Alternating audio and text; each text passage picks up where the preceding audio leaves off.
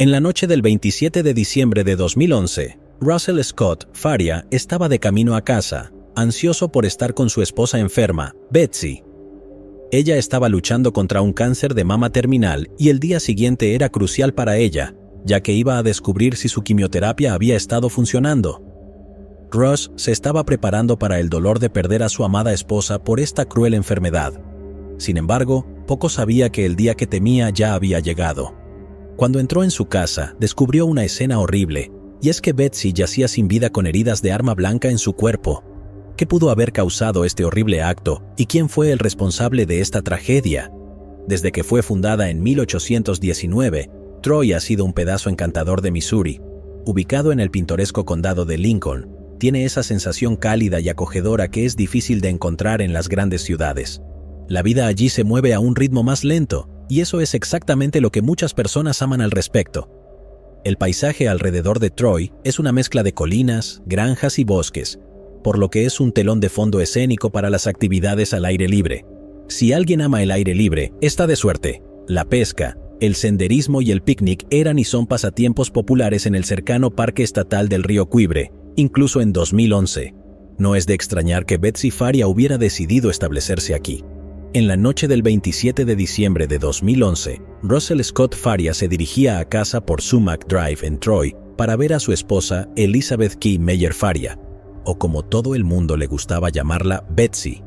Nacida el 24 de marzo de 1969, Betsy solo tenía 42 años de edad, pero el cáncer de mama la tenía en sus garras y el pronóstico no se veía nada bien para ella. Betsy pasó la noche anterior en la casa de su madre Janet, como solía hacer, y tenía planes de ir al Siteman Cancer Center, muy cerca de St. Peters, a las 11:30 de la noche para su sesión de quimioterapia regular. Después de eso, volvería al apartamento de su madre por la noche, así que Russ le había ofrecido un aventón. Sin embargo, hubo un cambio de planes. Su amiga Pam Hub apareció de repente en el doctor. Betsy se sorprendió, porque pensó que le había enviado un mensaje a Pam, haciéndole saber que no necesitaba que Pam la llevara a casa ese día. Pam había respondido diciendo, "Boomer", lo que hace referencia a que ella nunca recibió un texto. Todos los amigos y familiares de Betsy querían pasar tanto tiempo con ella como fuera posible. Así que, como Pam ya estaba allí, llevó a Betsy a casa. Aunque Betsy había estado luchando con el cáncer, en este día tenía algunas buenas noticias para compartir con Russ, y es que sentía que la quimioterapia le estaba funcionando. Aún así, la confirmación solo llegaría al día siguiente. Los padres de Betsy, Janet y Keith Meyer, la habían criado para ser un rayo de sol, siempre de forma cariñosa y súper positiva. Así pues, se convirtió exactamente en eso. Incluso ante una enfermedad tan grave, era optimista como lo era en su juventud. Betsy era conocida por organizar las mejores fiestas de la ciudad y más tarde tuvo su propio negocio de DJ llamado Party Starters. También trabajó en una gasolinera donde Russ era un cliente habitual.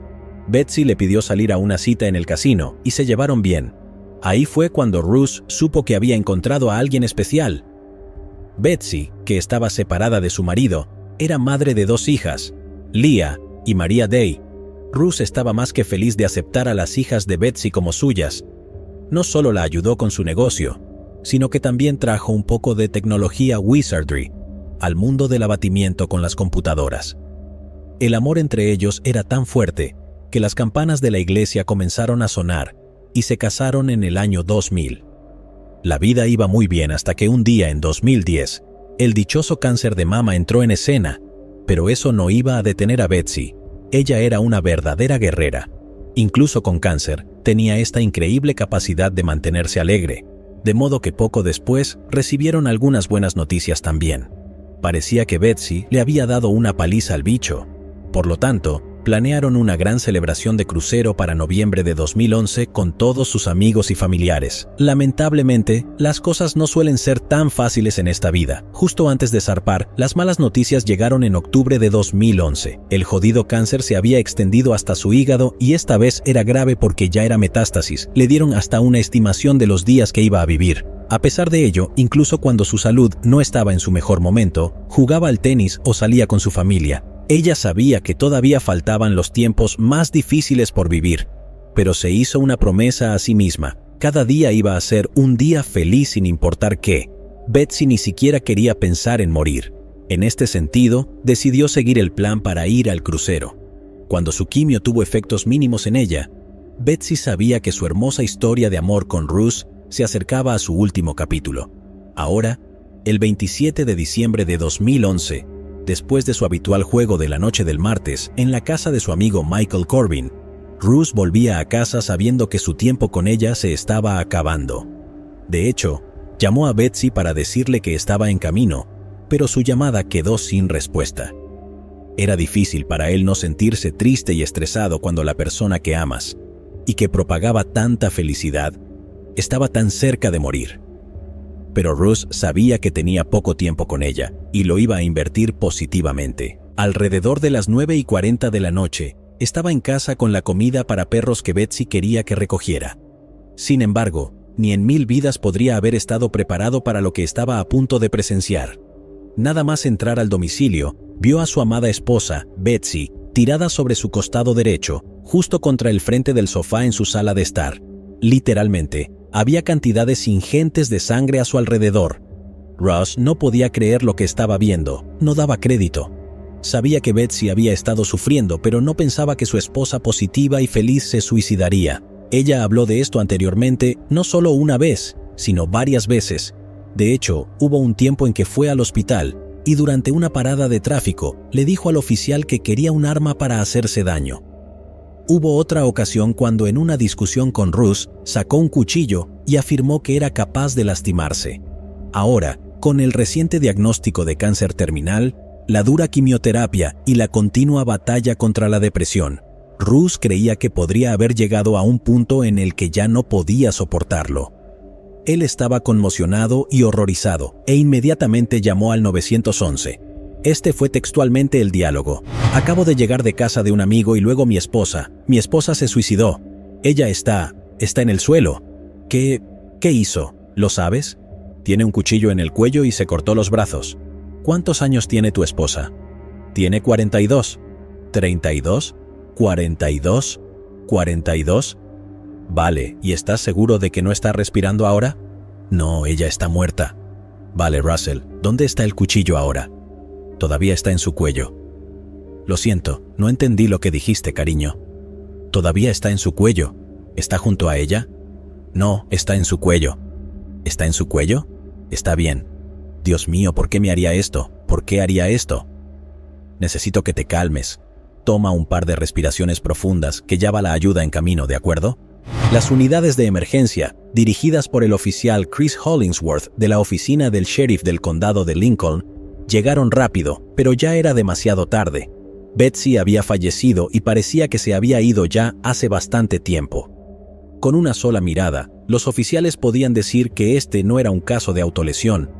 Incluso sin un informe forense, los oficiales podían ver múltiples marcas de puñaladas. Esto no se veía como algo que se haya hecho a sí misma. Era imposible, amigos. Los detectives del sheriff Mike Merkel y Patrick Harney inmediatamente se dieron cuenta de que estaban lidiando con un asesinato. En la escena del crimen, no había rastros de sangre en los lavabos ni en las duchas y no había señas de sangre tampoco que llevaran a los detectives fuera de la casa. Entonces, si el asesino no salió de la casa y no limpió después, ¿a dónde fue? Las preguntas eran demasiadas y las respuestas primarias solo podían haberse respondido después de un examen forense. Sin embargo, hubo un retraso en el informe de la autopsia, ya que fue apuñalada muchas veces y el doctor Kamal Sabharwal, el médico forense, tenía que analizar su cuerpo, por lo que necesitó más tiempo para contar exactamente cuántas puñaladas había. Incluso después de presenciar la escena del crimen, nadie podría haber predicho que Betsy había sido apuñalada 55 veces en su cuello. Cara, cabeza, brazos, hombros, pecho, espalda y abdomen. La teoría de que se quitó la vida se fue por la ventana y la naturaleza del crimen sugería que fue premeditado. Tristemente, la mayoría de las veces es alguien cercano y más a menudo el cónyuge. A pesar de que su historia de amor había comenzado maravillosamente, parecía que había secretos ocultos. Como no había signos de forcejeo o robo, todo dejó a Russ en el centro de atención. La sospecha comenzó a girar en torno a él. Russ fue llevado para ser interrogado y siguió sollozando durante la entrevista. Pero el detective notó que no había humedad en su rostro. Russ estaba usando la manta para limpiarse la cara, pero el juicio del detective era sólido. Los detectives intentaron buscar ángulos alternativos. ¿Podría haber sido otra persona la responsable de la muerte de Betsy? Hasta ahora el interrogatorio había estado en curso durante 7 horas y no tenían ninguna duda de que Russ lo hizo. El interrogador le dijo a Russ que tenían información sólida contra él. Fue que había sido violento con Betsy en casa. El detective dijo que esto viene de una amiga en la que Betsy confiaba. La amiga también afirmó que Russ había puesto una almohada sobre la cara de Betsy varias veces. Esa amiga fue la última persona que había visto viva a Betsy, Pam Hupp. Pamela Marie Newman, también conocida como Pam, nació el 10 de octubre de 1958. Creció en Dellwood, un suburbio de St. Louis, Missouri, y fue a Riverview Gardens High School. Pam era una persona divertida, siempre dispuesta a divertirse. Se casó con su novio de la universidad cuando quedó embarazada de su primera hija, a quien llamó Sarah, pero ese matrimonio solo duró 6 años. Entonces conoció a Mark Hupp, que era un tipo tranquilo y relajado. Solía jugar béisbol para los Rangers de Texas, y cuando eso no funcionó, se convirtió en carpintero. Durante este tiempo, Pam tuvo varios trabajos en la industria de seguros de vida, pero hubo 2 incidentes en los que fue despedida porque falsificaba firmas. En 1989, tuvieron un hijo llamado Travis juntos y se mudaron a Nápoles, Florida. Pronto compraron y vendieron casas a través de una compañía llamada H2 Partners LLC. En 2001, ella y su esposo se mudaron a O'Fallon, Missouri, donde trabajó como administradora de State Farm. Allí conoció a Faria, quien era la compañera de trabajo de Pam. Betsy, que era 11 años más joven que Pam, tenía una personalidad amable y animada, pero a menudo parecía un poco dispersa. Por otro lado, Pam era experta en tratar con la política de oficina. Sugirió que tenía conexiones con el FBI, pero incluso cosas más extrañas parecían suceder a su alrededor. Durante ese periodo, los autos y vehículos de algunos empleados en su vecindario fueron encontrados rayados. Los vecinos también recordaban algunos incidentes extraños, como una pila de huesos de animales dejados en el patio de alguien y cartas poco amables sin nombres. En ese entonces, la gente no prestaba mucha atención a estos extraños sucesos. Sin embargo, por 2010, había dejado de trabajar y estaba recibiendo beneficios por incapacidad debido a su dolor de espalda, pierna y cuello. Después de la relación profesional inicial, Pam y Betsy perdieron contacto, pero se pusieron en contacto una vez más y se hicieron mejores amigas cuando Pam descubrió que Betsy tenía cáncer. Empezaron a pasar tiempo juntos casi todos los días. Por 2011, se conocían desde hacía unos 10 años y se habían vuelto muy cercanas. Cuando los detectives llegaron a la casa de Pam en la mañana del 28 de diciembre de 2011 para decirle que Betsy había fallecido, Pam acababa de tomar una ducha. Ella explicó que había llevado a Betsy a Troy alrededor de las 7 de la noche y luego regresó a casa donde vio la televisión con su marido. Con los años, pero especialmente últimamente, su amistad había alcanzado un nivel diferente con el que Russ se sentía incómodo. Era algo que podría muy bien ser la razón por la que Russ estaba enojado con Betsy. A pesar de que Pam no fue originalmente parte de la celebración del crucero de la vida de Betsy, pasó casi todos los días con Betsy cuando regresó. El 22 de diciembre de 2011, solo 4 días antes de su muerte, Pam fue al club de tenis de Betsy para verla jugar. Al día siguiente, ella y Betsy fueron a la biblioteca en Wing Haven, donde Betsy le pidió a una joven bibliotecaria que presenciara su firma en un formulario. Este formulario eliminó a Russ como beneficiario y convirtió a Pam en la única beneficiaria de los activos de Betsy. Naturalmente, cualquier marido estaría perplejo y tal vez incluso molesto por esta decisión. La policía cree que la confusión y la ira de Russ pueden haber escalado hasta el punto en que terminó matándola. Además de eso, Pam reveló que Betsy había sido clara sobre su deseo de volver al lago St. Louis, más cerca de su tratamiento médico y sus amigos. Tenía un plan para ella y Russ para mudarse a la casa de su madre. Esta era una idea que pondría a prueba la paciencia de Russ, y Betsy ya temía decirles la misma noche que la encontraron muerta. Además de eso, Pam dijo que Betsy estaba planeando dejar a Russ y se sintió culpable por dejarla sola para enfrentar a Russ, porque tenía un historial de tener un temperamento violento, según Pam. El 4 de enero de 2012, incluso antes de que tuviera tiempo de llorar a su esposa muerta, Russell Faria fue acusado formalmente de asesinato en primer grado y acción criminal armada. No importa cómo se mirara este caso, había dos posibles sospechosos, Russ y Pam. Una teoría proponía que Russ podría haberse enojado y haber perjudicado a Betsy, pero también era posible que Pam tuviera un motivo para dañar a Betsy por el dinero del seguro. La participación de Russ en juegos de rol oscuros y sus emociones cambiantes no ayudaron en su caso. Por otro lado, la conexión de Pam con incidentes como coches siendo vandalizados la puso en el centro de atención también. Después de regresar a la casa de Betsy, Pam llamó a su hijo y esposo y le envió un mensaje a Betsy. Nadie había visto a Pam dentro de la casa, pero su coartada era débil en el mejor de los casos. Sin embargo, 4 personas confirmaron que Russ había estado con ellos toda la noche y se fue a las 9 de la noche. El 22 de diciembre de 2011, Russ se detuvo para llenar su automóvil en Ugas en Wentzville. Luego compró cigarrillos de otra gasolinera Conoco y fue capturado en múltiples cámaras de CCTV. También consiguió comida en Arby's a las 9 de la noche. Aún así, ¿por qué tantas cámaras pudieron rastrearlo? ¿Fue un plan bien pensado? También hubo algunas inconsistencias con la historia de Pam. Primero dijo que no entró cuando dejó a Betsy en su cita. Llamamos a mi marido cuando llegamos allí. ¿Y lo llamaste por qué razón? Para decirle que estábamos allí. Él quería estar al tanto cuando yo llegara. Realmente no conduzco demasiado por la noche. ¿Entraste? No. Luego dijo que entró y encendió la luz del pasillo para ayudar a Betsy. ¿Alguna vez entraste a la casa? Lo hice. Bueno, acabamos de entrar. Ella encendió la luz del pasillo. Después mencionó IR todo el camino de vuelta a la habitación, porque Betsy quería mostrarle el gabinete de joyería que Russ le había dado para Navidad. Pam agregó que cuando se fue, Betsy estaba en el sofá envuelta en una manta. Creo que originalmente le dijiste a los investigadores que cuando te fuiste Betsy estaba acostada en el sofá, ¿es correcto? Sé que estaba en el sofá porque iba a poner una película. Iba a ver una película, sucedió muy rápido. Todo eso pasó muy rápido, y estoy acostumbrada a que ella me lleve a la puerta. Tal vez no, pero quiero decir que hoy lo hizo. Pero tal vez todavía estaba en el sofá. Más tarde dijo que puede que todavía haya estado en el sofá, pero hoy tiene sentido que me haya acompañado a la puerta. Mientras que el comportamiento de Pam despertó preocupaciones, había más evidencia directa contra Russ. Los detectives encontraron las zapatillas de Russ en el armario con la sangre de Betsy en ellas. Parecía un caso claro desde allí. Pero el abogado de Russ, Joel Schwartz, comprobó los datos que los investigadores habían recogido hasta ahora. Afirmaron que el ADN de Pam fue tomado, pero no se encontró tal evidencia. La cámara de video durante la prueba del polígrafo de Russ convenientemente no funcionó. La coartada de Pam nunca fue verificada.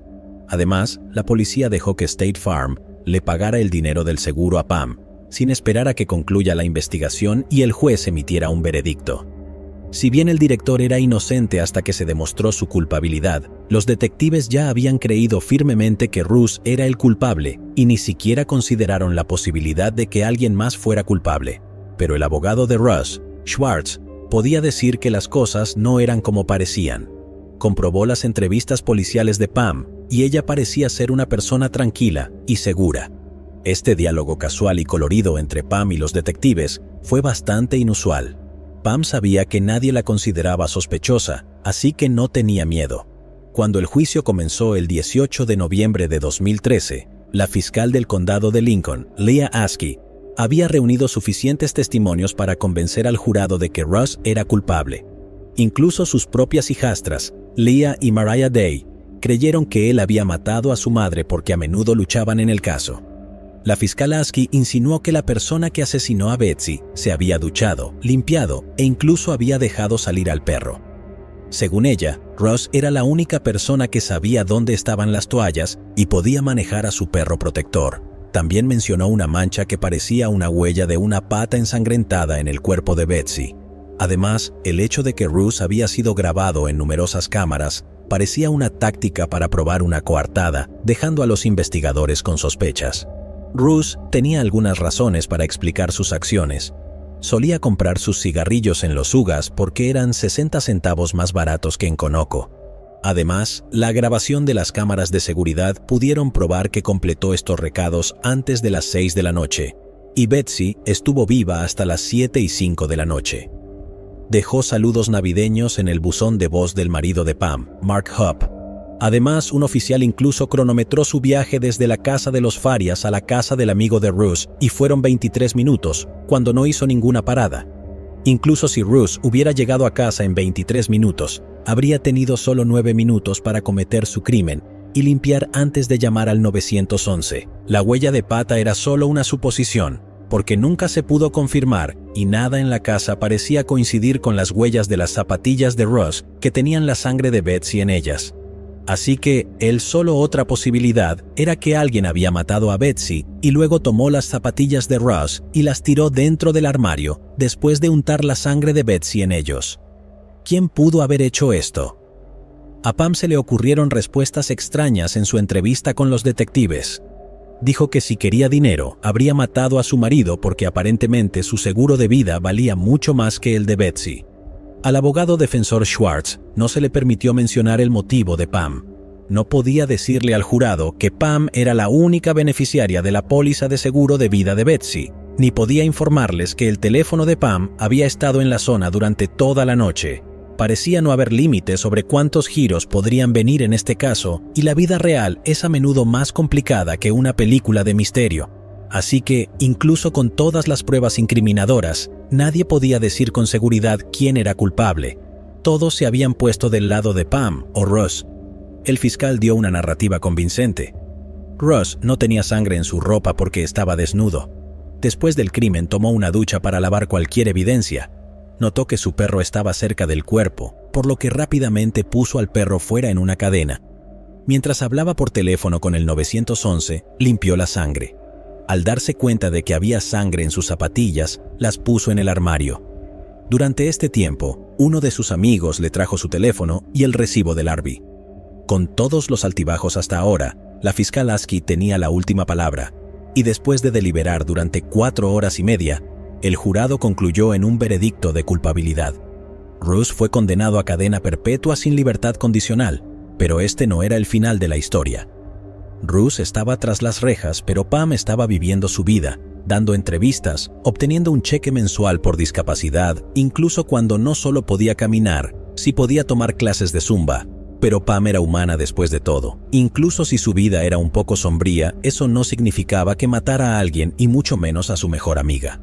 Incluso visitaba a menudo a la madre de Betsy y le compró un collar con un pequeño diamante.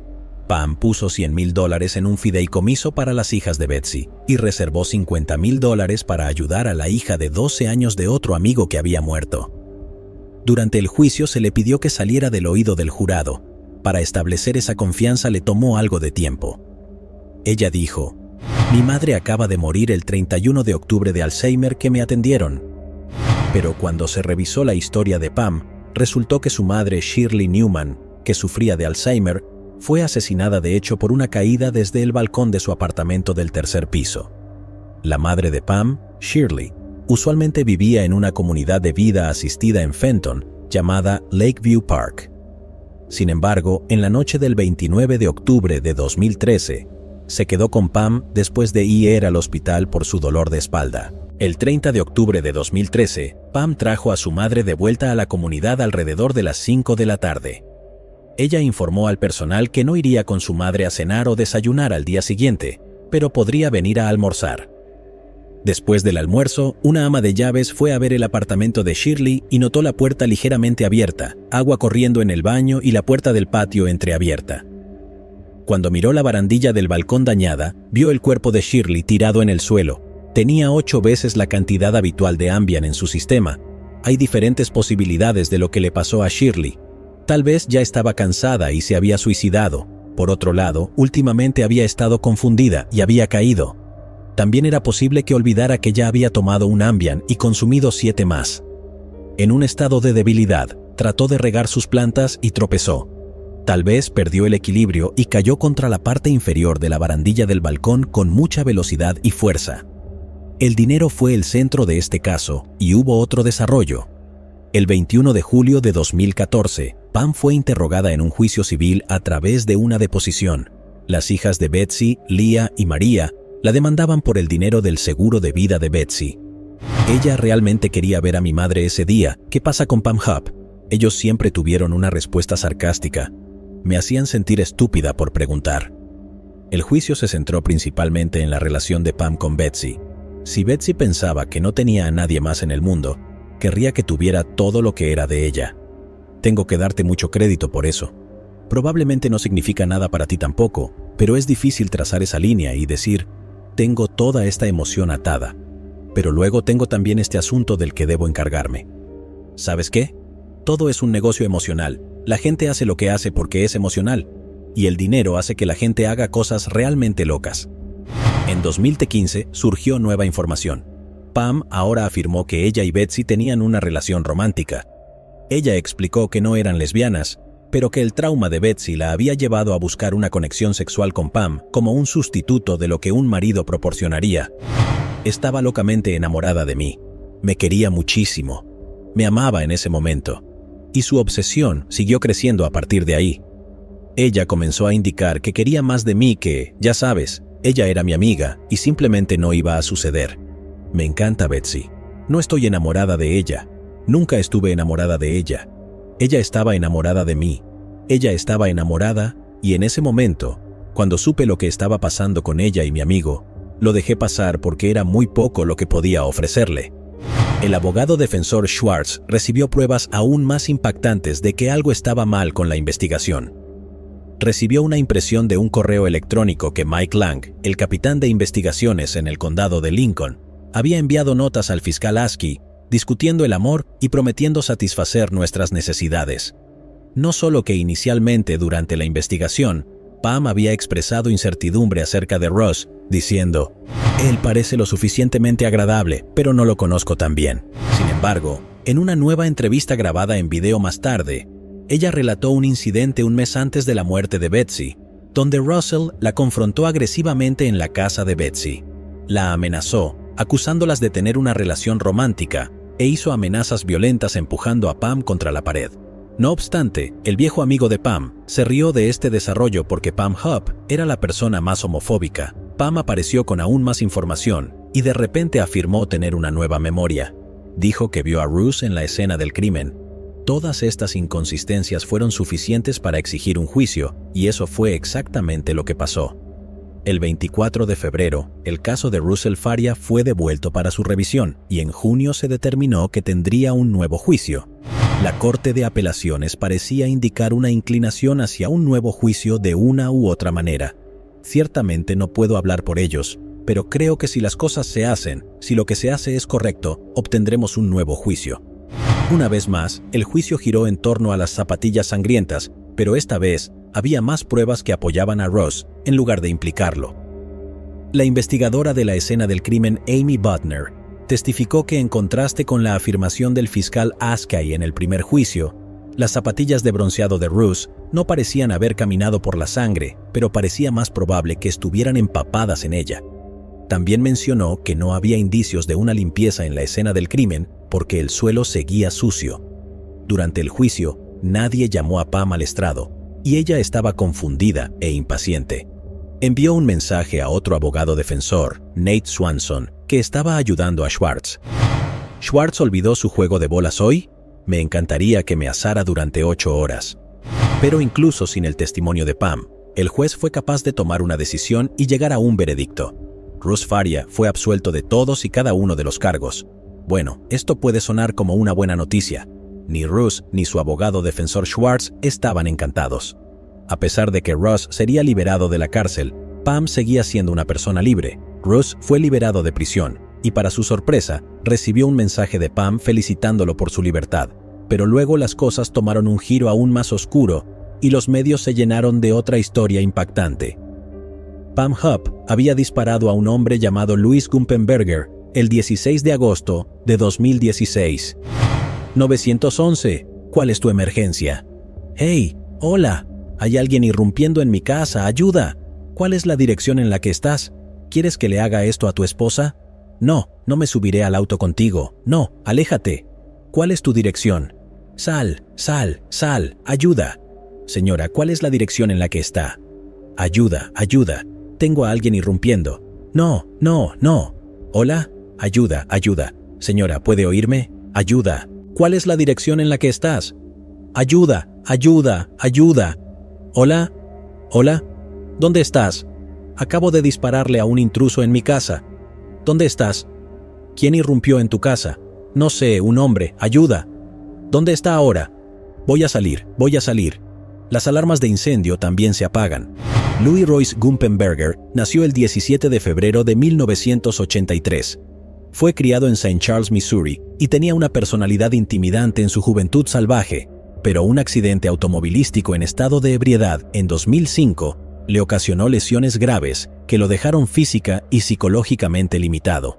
A los 33 años de edad, tenía limitaciones físicas y rara vez salía de la casa de su madre, excepto por los paseos cortos en su barrio de St. Charles. Se había convertido en una persona amable, blanda y ocasionalmente frustrada, pero solo quería cuidar de su familia, justo hasta el momento en que Pam le disparó. Pam le dijo a la policía de O'Fallon que Luis trató de atacarla, alegando que quería el dinero de Ross. Se va, vamos al banco, vamos a conseguir el dinero de Ross, y empezó a agitarse y excitarse. Dijo que la amenazó con matarla, así que agarró su arma del baño y cuando vio la puerta del dormitorio abierta, le disparó y siguió disparando. Sabía que le había disparado la primera vez, o pensé que lo había disparado la primera vez, pero se quedó ahí y me miró.